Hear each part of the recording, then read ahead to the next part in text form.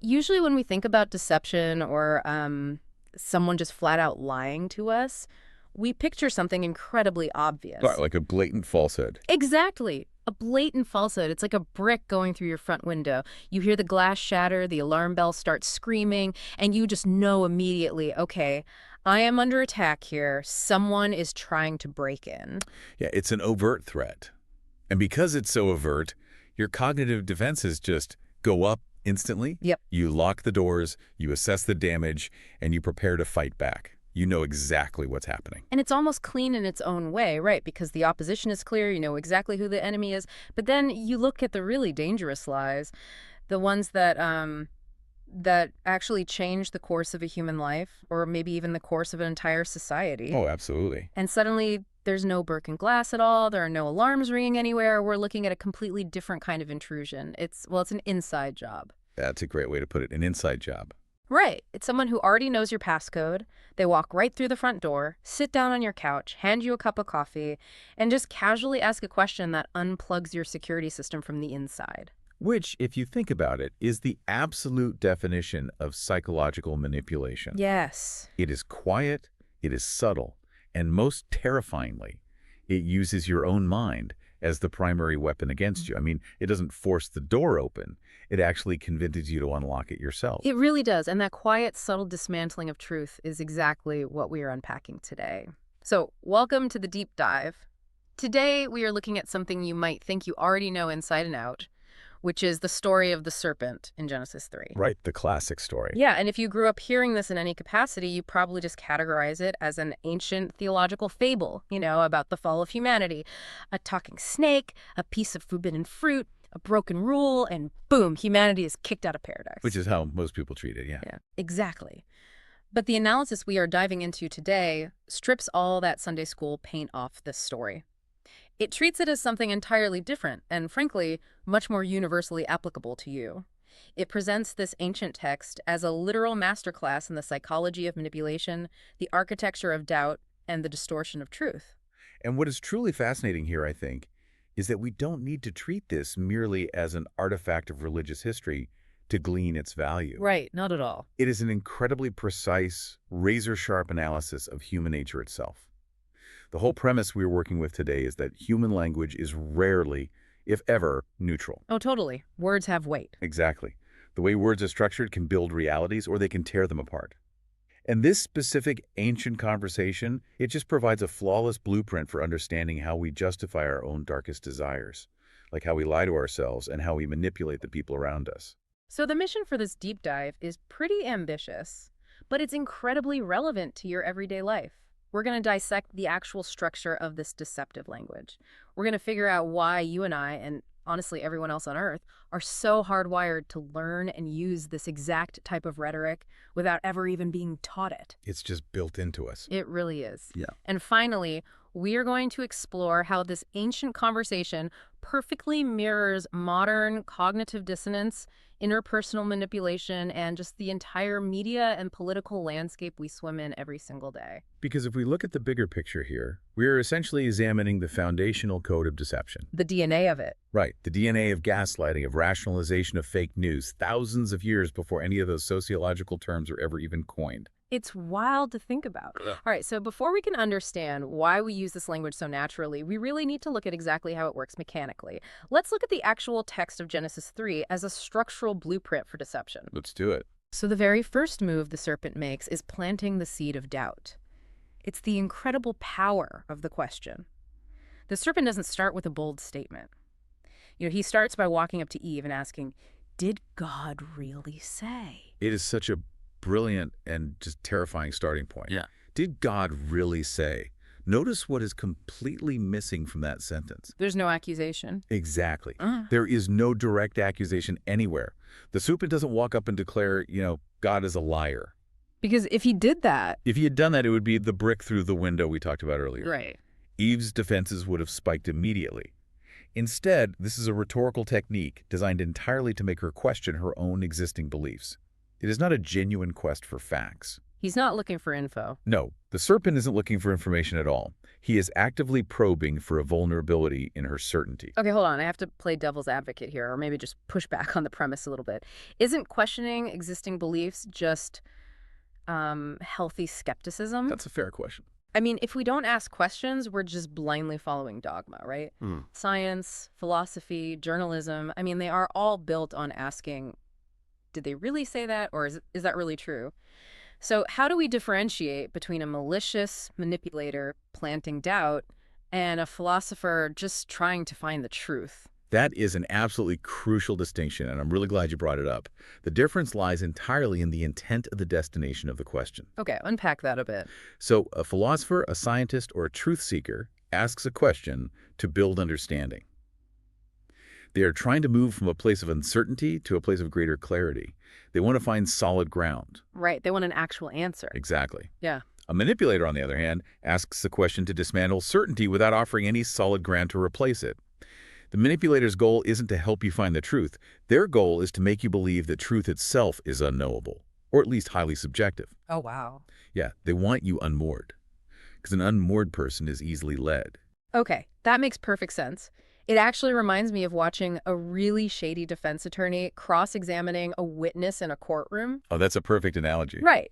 Like, the lawyer knows the witness is actually telling the truth.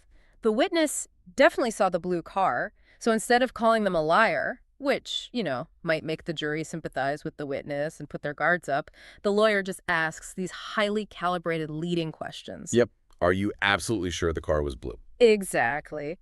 Could it have been dark gray in that lighting? Have you ever misremembered a color before?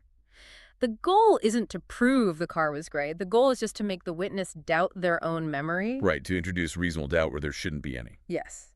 But psychologically speaking, why is a question so much more destructive to a closely held belief than a direct attack? It has to do with how our brains process language, and honestly, how we defend our egos.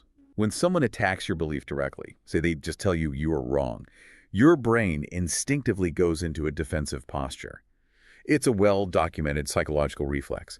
You immediately marshal your counterarguments, you solidify your stance, and you dig your heels in. You protect the fortress. Exactly, you protect the fortress.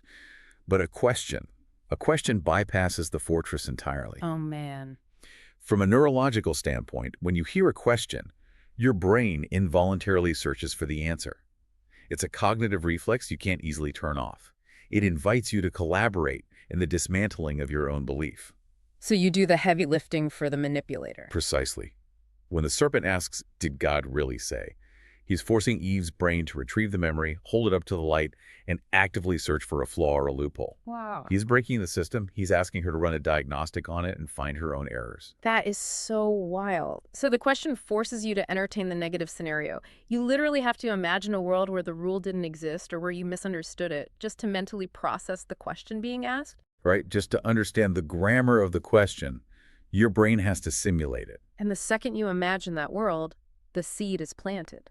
And once that seed of doubt is planted, the cognitive soil is perfectly prepped for the next move, which is exaggeration and distortion. Okay, let's talk about the distortion. So the serpent immediately twists the actual parameters of the rule. Remember, the original boundary was highly specific. They were not to eat from one specific tree, the tree of knowledge of good and evil. Right. Just one tree in the whole garden. But the serpent asks, did God really say you must not eat from any tree in the garden? He takes a singular, highly specific boundary and just inflates it into this massive blanket prohibition. Yes. He makes it sound like they're literally starving to death in a garden of absolute plenty. And let's look at the psychological effect of that specific distortion. By exaggerating the rule, the serpent completely reframes the authority figure. Oh, that's interesting. God is no longer the generous creator who gave them an entire world to enjoy and explore.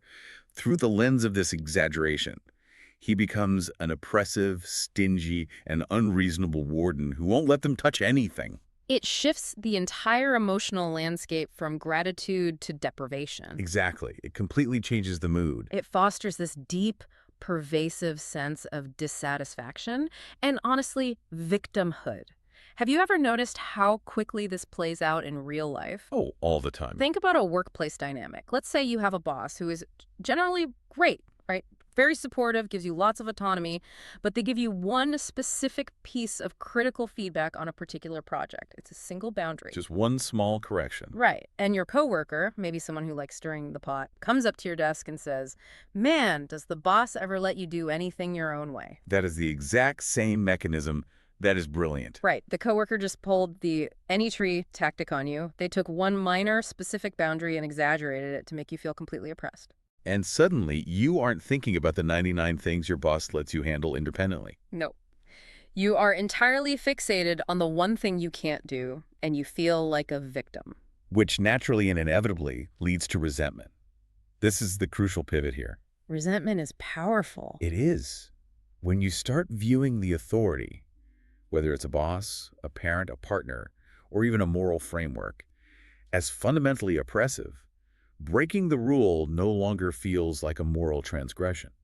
Wow, wait, say that again? Breaking the rule stops feeling like a transgression. It feels like an act of justified rebellion. It feels like liberation. Oh man, that is so true. And that is exactly what the manipulator wants. They want to engineer an environment where you feel so restricted and so unfairly treated that you're desperate to break free, and you'll view them as the liberator for suggesting it. But a distortion isn't quite enough to seal the deal, is it? Because even if you feel resentful, and even if you feel the rule is oppressive, you still know there's a consequence. Right. The fear of the consequence is still there. Because in the story, the consequence of eating the fruit was death. So how does the manipulator get around that massive fear of the consequence? That brings us to arguably the most dangerous tactic of the entire sequence. The lethal half-truth. The half-truth. Okay. The serpent responds to Eve's fear of death by saying, "You will not certainly die, for God knows that when you eat from it, your eyes will be opened." It's a lie wrapped in a truth. Exactly. It is a brilliant deception because it takes a fallible truth and mixes it seamlessly with a deeply appealing promise, specifically to camouflage the actual devastating consequence. Right, because if you look strictly at the physical timeline of the story, Eve takes a bite of the fruit, and she doesn't instantly drop dead on the grass. She doesn't. Her heart keeps beating. Her lungs keep breathing. So in a highly technical, physical sense, the serpent wasn't lying. The serpent knew that immediate physical death wasn't going to happen. So he uses that technicality, the idea that you won't physically drop dead the second you chew it, to mask the true consequence. Which was spiritual death. Yes. The total severing of their relationship with their creator, the corruption of their human nature. He hides the existential catastrophe behind a technical loophole. And he sweetens that poison with a promise, right? Your eyes will be opened. Which, again, was technically true. Their eyes were open to evil, to shame, to vulnerability, to fear. It's the ultimate monkey's paw scenario. You get exactly what was promised on the tin, but it arrives in a way that completely destroys you. That's a great way to put it. So what does this mean for how we process information today? I mean, it tells us that a lie wrapped in a partial truth is infinitely harder for the human brain to spot than a blatant 100% falsehood. Just so much harder. Because if someone comes up to you on the street and tells you the sky is neon green and gravity is a myth, your instincts catch it immediately. It's the brick through the window. Right, you dismiss them entirely. But if they tell a lie that is, say, 15% true or 50% true... It creates what we might call cognitive camouflage. Cognitive camouflage, I like that. Your brain scans the statement, recognizes the truthful element, and validates it. Your brain says, yes, this specific statistic is accurate, or yes, this specific timeline of events did happen. And because that one part is validated, you accidentally drop your guard and validate the entire package, including the poison hidden inside the narrative. Yeah. You swallow the hook entirely because you were so focused on the legitimacy of the bait. Which perfectly tees up the final move, the apex of the manipulation. The serpent tells her, "You will be like God." He attacks the ultimate authority directly now, but more importantly, he stimulates her pride. He offers the ultimate prize. This is where we move from just convincing someone to break a localized rule to instigating a profound philosophical shift in how a person views themselves. Yeah, this is the big one. The promise, "You will be like God," targets the deepest, most fundamental human vulnerability we possess. And that is the desire for self-deification. Wow. Self-deification. It is the primal urge to break free from the limitations of being a created entity. It is the desire to no longer be a subject in someone else's universe, but to be the ultimate, unquestionable authority of your own life. To write your own personal dictionary of what is right and wrong, and never have to consult anyone else's definitions? I mean, think about your own life for a second, you listening to this. Think about how often you are tempted, not by something obviously cartoonishly evil, but by the quiet promise of total, unadulterated autonomy. That's usually where it starts. The real temptation usually isn't, I want to be a bad person and hurt people. The temptation is, I don't want to answer to anyone else. I know what's best for me. I should be the one to decide the rules for my life. Why should I be constrained by this budget or this vow or this law? Exactly. The serpent isn't just offering a piece of fruit. He is offering sovereignty. He's offering the illusion of absolute control over one's own destiny. And that is a temptation that transcends time, it transcends culture, and it transcends context. It really does. It is the core mechanism driving almost every catastrophic self-destructive choice humans make. That is incredibly heavy. Okay, so we've deconstructed the mechanics. We see the tactics clearly. The leading question to bypass defenses and plant doubt, the exaggeration to breed resentment and victimhood, the half-truth to hide the real consequences under cognitive camouflage, and the appeal to pride to seal the deal with the illusion of sovereignty. That's the playbook. Now we need to transition from the mechanics to the origin. If the serpent invented this language, how in the world did it become humanity's native tongue? Because, let's be fiercely honest with ourselves here, we don't need a snake in a tree to talk to us like this. We are incredibly fluent in this language. We are absolutely native speakers. It is the default operating system of the human ego. So let's bridge the gap from this ancient text to human nature today. Let's look at the theological and philosophical root of all this. Where does our fluency come from? The profound connection here is that the adoption of this deceptive language is linked directly to the concept of original sin. Okay, original sin. Now, whether one approaches Genesis as literal historical fact or as a profound archetypal allegory for the human condition, the philosophical concept remains identical. Humanity underwent a fundamental corruption of its nature. Something broke. Something broke entirely. And the core of this corruption, the very essence of what we call the fall, is exactly what the serpent appealed to: the desire for total independence, the demand to become the independent arbiters of good and evil. So it wasn't just about breaking a dietary restriction. We didn't just break a rule. We tried to overthrow the entire system of reality. Precisely. And here is the psychological catch. Once you declare yourself the ultimate authority of your own life, you inherit a massive burden. Which is what? You need a way to justify that usurpation. You need a way to rationalize your actions when they inevitably clash with objective reality, or when they cause harm to the people around you. Oh, because if you're the boss, it's on you. Right. If you are your own God, you can never be wrong. So when things go wrong, how do you explain it? The serpent's rhetoric, the doubt, the distortion, the half-truths, it becomes the perfect, necessary tool set for that justification. It is the language we inherently use when we want to write the rules ourselves, but also need to avoid the blame when our rules fail. I love that phrasing. The language we use when we want to write the rules ourselves. And we see this instantly in the narrative, literally moments later. The immediate aftermath of eating the fruit is the invention of the blame game. It happens so fast. The minute God confronts them, what happens? Adam doesn't say, I made a choice. He points at Eve and says, the woman you gave to be with me, she gave me the fruit. He blames his wife. He blames his wife, and implicitly, he throws God under the bus, too. He's saying, if you hadn't given me this woman, I wouldn't have done it, so this is actually your fault. It's astounding. And then Eve, not missing a beat, points at the snake and says, the serpent deceived me. It is breathtaking how quickly, how instantaneously they adopted the serpent's dialect. Yeah. Minutes after the event, they are already using distortion and half-truths to evade responsibility. I mean, think about Adam's statement. It is technically true. He's not lying about the sequence of events. No, Eve did give him the fruit, and God did indeed create Eve. It is a lethal half-truth used to completely obscure his own active participation, his own agency, and his own choice. So the implication here is that the true fall of humanity wasn't merely the physical act of taking the fruit. The deeper tragedy, the real fall, was the complete corruption of how we communicate truth to ourselves and to others. Exactly. It was the birth of the excuse. That is a profound way to look at it. The capacity for pure, unadulterated, objective truth was shattered. The language of distortion is fundamentally and inextricably tied to avoiding accountability. That makes so much sense. Because when you cannot bear the crushing weight of your own guilt, and when your pride will not allow you to admit fault and step down from that self-appointed throne, you must distort reality to survive the encounter. You have to protect the ego. You must blame the circumstances. You must minimize the damage. You must exaggerate the other person's fault. You essentially become your own incredibly shady defense attorney, using the Serpent's exact playbook to get yourself acquitted in the court of your own conscience. Acquitted in the court of your own conscience. That is such a powerful image. And it brings us perfectly to how this operates on a micro level, because we've talked about how this operates on a cosmic or theological scale. The big picture stuff. Right. But what really fascinates me is how this exact same machinery runs in our own brains on a random Tuesday afternoon. We don't just use this language when we are pondering grand universal morality.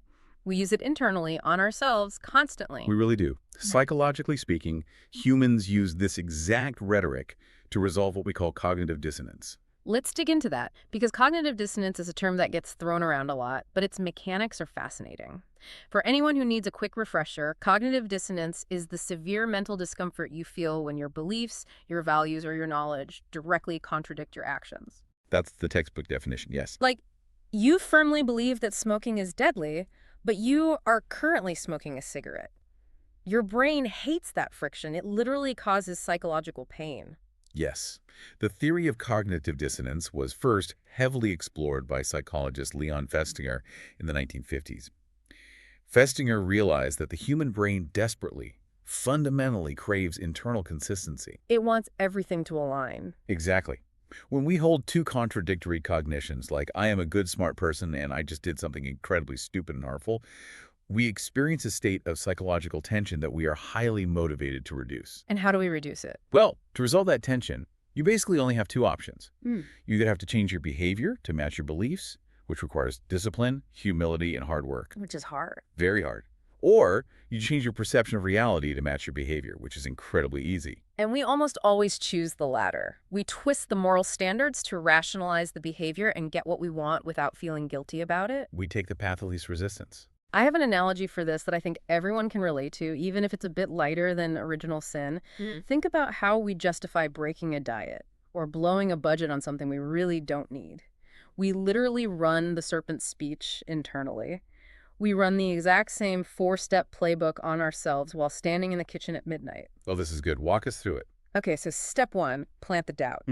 You're staring at the pantry and you think, did my doctor really say I could never have sugar?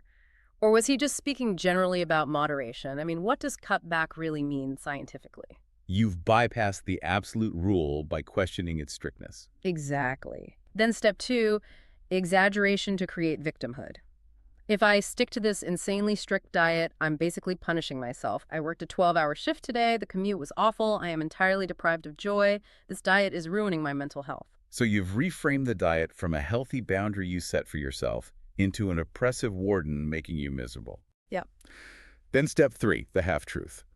Look, eating one donut right now isn't going to literally stop my heart. I'm not going to gain 10 pounds from one pastry. Which is physically true. It's true, but it completely hides the hidden consequence, which is breaking the habit, giving in to the craving, and the shame I'll feel tomorrow morning. The cognitive camouflage is complete. And finally, step 4, the appeal to pride. I am a grown adult. I pay a mortgage. I am in control of my own body. I decide what I eat, not some arbitrary rule I made up last week. And boom, I eat the donut and I feel totally justified doing it. It is a flawless everyday example. You just played the serpent to your own Eve. I really did. And what is fascinating, and a little bit terrifying from a psychological standpoint, is that this functions primarily as a subconscious defense mechanism. We don't even realize we're doing it. No, we aren't doing this maliciously to ourselves. We distort reality to protect our fragile egos from the discomfort of our own bad choices. Because if we admit it, right, if we admit we are weak or undisciplined or wrong, our ego takes a massive hit. So we deploy the half-truths to soothe our own guilt. We whisper to ourselves, "You will not certainly die," to give ourselves permission to do the exact thing we know we shouldn't do while maintaining the illusion that we're still good, consistent people. It is wild how effortlessly we gaslight ourselves. We are our own worst manipulators. Absolutely. But we don't just stop there, do we? We export this behavior to the people closest to us. When we look at interpersonal manipulation, we see this exact same language used to exert control over others. Yes, and this is where it gets incredibly destructive in relationships. Whether it's a romantic partnership relationship, our friendship, or a family dynamic, we often use this language to project our own anxiety onto someone else or to exert control over them. Let's talk about gaslighting then. If you look at the mechanics of gaslighting in an abusive or toxic relationship, it's direct copy-paste of Genesis 3. Let's break down the psychology of gaslighting for a moment, applying what we've just learned about these four tactics. The term gaslighting comes from that old play and movie Gaslight, where a husband slowly manipulates his wife into believing she's losing her mind, right? By dimming the gas lights in their home and then denying that the lighting has changed when she points it out. Exactly. Gaslighting is fundamentally about destabilizing someone else's reality so that you can control them. It is the ultimate expression of wanting to be the god of a relationship. Oh, man. The manipulator starts with doubt. They will say things like, "Are you sure you're remembering that right? Because that's not how it happened." Or, "Did I really say that? Or are you just hearing what you want to hear?" There's the serpent's question. There it is. It immediately makes the victim doubt their own perception, their own memory, their own sanity. They use the leading question to bypass the defense, just like the shady lawyer. Then comes the exaggeration. "You are always so sensitive. You blow everything completely out of proportion. You're constantly attacking me." They flip it entirely. Yes, they take the victim's reasonable boundary or valid hurt feelings and paint it as an oppressive, insane overreaction. Then they deploy the half-truth. "I only yelled at you because I care about this relationship so much and I want us to work." Ah, that is so manipulative. They use a tiny grain of truth, the idea that relationships require passion or care, to mask the horrific reality of emotional abuse. By making someone systematically doubt their own reality, the manipulator gains ultimate power. Because the victim doesn't know what's real anymore. The victim is no longer autonomous. They rely entirely on the manipulator to define what is true, what is false, what is real, and what is imagined. It is the darkest form of relational control. And to tie it all back, it all stems from that same root, the desire to be the god of that little universe, to dictate the reality of the person sitting across from you so you never have to be accountable to their standards. Okay, this is a lot to process on an individual and relational level, but let's zoom out even further. Because if individuals use this language to protect their egos, and if they use it to control their romantic partners or coworkers, what happens when an entire culture adopts this rhetoric? It's a scary thought. What happens when this becomes the default language of a society's media, politics, and philosophy? That is where this analysis takes a very sharp, expansive turn into sociology and philosophy. The structure of deception, we've been tracking maps perfectly onto the rise of postmodernism and extreme relativism in our modern culture. Let's unpack those terms because they sound academic, but they really dictate how we live. Postmodernism and relativism.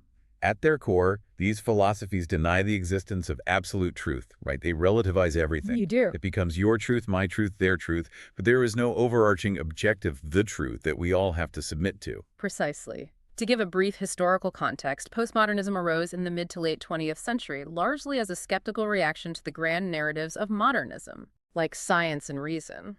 Right, the idea that science, reason, and absolute truth could perfectly explain the world. Postmodern thinkers, like Michel Foucault and others, argued that what society calls objective truth is actually just a construct created by people empowered to maintain their control. Okay. They argued that language is just a tool for power. Now, apply the framework we've been discussing to that philosophical shift. The Serpent's opening line, "Did God really say?"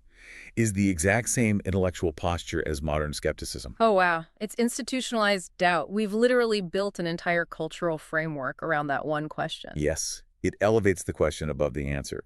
It prioritizes subjective interpretation over objective facts. It suggests that any absolute boundary, any universal moral rule, or any claim to objective truth is inherently oppressive and power-hungry. Just like the serpent framing the single forbidden tree as an unbearable restriction on human freedom. Exactly the same. If you claim to know the truth, you are viewed as a tyrant trying to control others. So instead of trying to find the truth, the culture is constantly asking, well, what even is truth? Who gets to decide? Why should I listen to you? And the inevitable result of a culture that abandons truth is that it embraces what the Greeks called sophistry. Sophistry. Let's talk about that. This is a crucial concept. In ancient Greece, specifically around the time of Socrates and Plato, there was a group of traveling teachers called the sophists. They were highly paid professionals who would train people in rhetoric, debate, and persuasion. Basically ancient PR consultants. Exactly. But their defining characteristic was that they didn't care about the actual truth of an argument. They only cared about teaching you how to win the argument. So it was all about the optics. They valued the effect or influence of words over their truthfulness. Socrates vehemently opposed them because he believed philosophy should be about discovering truth, while the sophists believed language was just a tool to dominate your opponent, regardless of the facts. Which sounds exactly like the serpent. It is the serpent. The serpent didn't care about the truth of the tree. He cared about the effect his words would have on Eve. And if we look around today, our modern communication landscape is absolutely saturated in sophistry. Completely saturated. When truth is viewed as subjective, the only thing that matters is power. And the way you get power in a postmodern society is through persuasion, influence, and capturing attention, regardless of how you do it. We see this everywhere. We see communication that completely ignores whether something is fundamentally true, focusing entirely on whether it works to persuade, to terrify, or more often than not, to enrage. Enraging people is very profitable. Very profitable. Which brings us to the modern manifestations that this framework so perfectly predicts. Fake news, sensational political rhetoric, and commercial advertising. And this is a critical juncture in our analysis because this is where the ancient text meets our smartphone screens. Yes, and I want to pause here and make something incredibly clear. A very careful neutrality note. What we are about to discuss regarding politics and media is not a critique of the left, and it is not a critique of the right. It applies everywhere. Right. We are not taking sides. What we are pointing out is a universal tactic, a mechanism of manipulation that is used across the entire political spectrum by every major network, by every algorithm, and across the entire media landscape to manipulate the public. We are just imparting the ideas from the source material. The serpent doesn't belong to a political party. The serpent is a tactician. That is a vital distinction to keep in mind.